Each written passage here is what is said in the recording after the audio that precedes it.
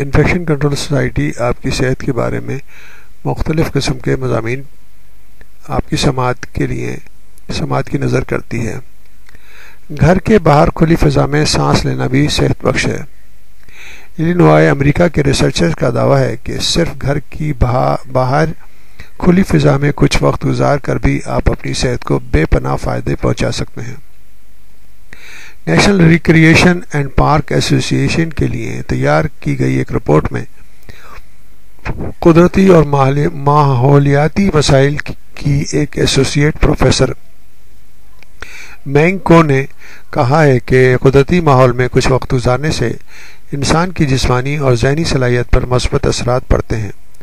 انہوں نے بتایا کہ پہلے اس ضمن میں جو ریسرچ کی گئی تھی اس میں یہ دیکھا گیا تھا کہ شرکاء اس قسم کے فطری ماحول کو کیسا محسوس کرتے ہیں، جبکہ ہم نے اس کے مادی فوائد کا اندازہ لگایا تھا اور یہ دیکھا ہے کہ باغ اور پارک میں کچھ وقت صرف کر کے بلڈ پریشر کو کس طرح معمول کی سطح پر لایا جا سکتا ہے، انسان کے سوچنے سمجھنے کی صلاحیت کو کس طرح اور کس حد تک جلا ملتی ہے۔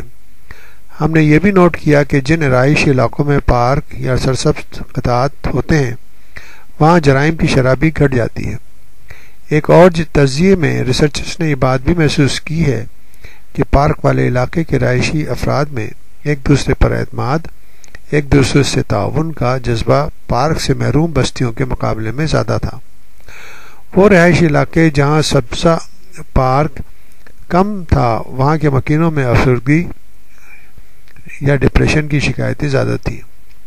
ان میں سے اوسط بلڈ پریشر بھی بڑھا ہوا رہتا تھا اور فکر اور پریشانی کا انہیں زیادہ سامنا تھا۔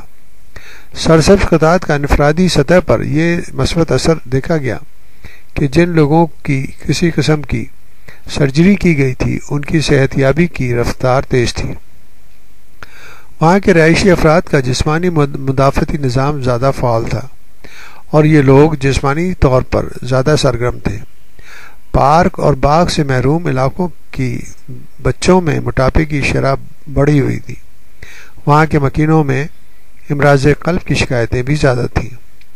ماحول کا صحت پر کتنا گہرا اثر پڑتا ہے اس کی وضاحت کرتے ہوئے پروفیسر مینگ کو نے کہا کہ اس معاملے میں ہم جانوروں سے مختلف نہیں۔